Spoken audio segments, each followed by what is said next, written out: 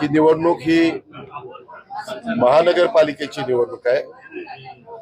भारत सरकार नरेंद्र मोदी साहेबांच्या नेतृत्वाखाली पंतप्रधान म्हणून तिथं उत्तम काम चाललेलं आहे। राज्यामध्ये आम्ही तिथं एनडीएला पाठिंबा दिलेला आहे।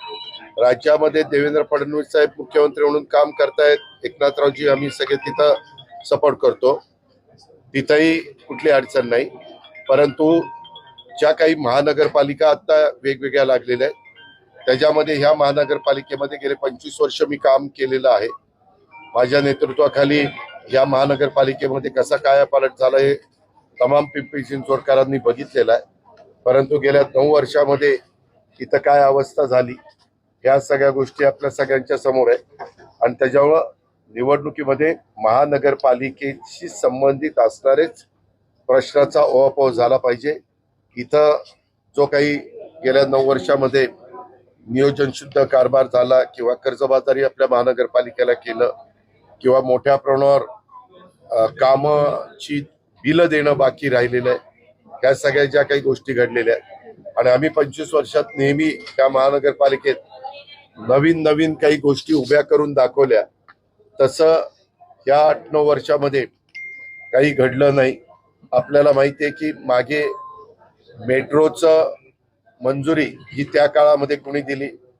मेट्रोचं भूमिपूजन करताना दोन्हीकडे पुण्यामध्ये पण राष्ट्रवादीचा महापौर होता आणि पिंपरी चिंचवडमध्ये पण राष्ट्रवादीचाच महापौर होता। त्या काळामध्ये पंतप्रधानांनी नरेंद्र मोदी साहेबांनी भूमिपूजन केलं, ते भूमिपूजन झालं आणि बाकीच्या बाबतीत केंद्र सरकार राज्य सरकारचा निधी आणून देण्याचं काम आम्ही करूच।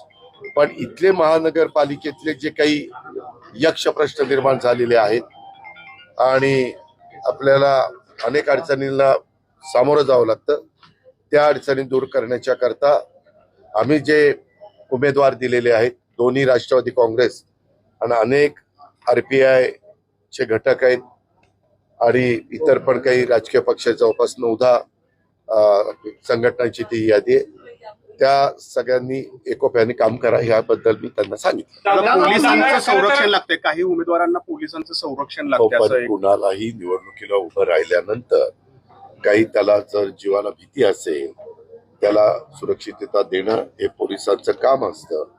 प्रश्न 10 दिवसाचाच आहे, त्याच्यावर कुणी जो उमेदवार असेल आणि पोलिसांच्याकडे त्यांनी मागणी केली तर पोलिसांना संरक्षण द्यावं लागतं। म्हणजे दहशत नेमकी कुणाची? आता मागणी कुठल्या उमेदवारांनी केली, कुठल्या एरियात आहे, प्रत्येक ठिकाणी वेगवेगळ्या एरियामध्ये वेगवेगळे काही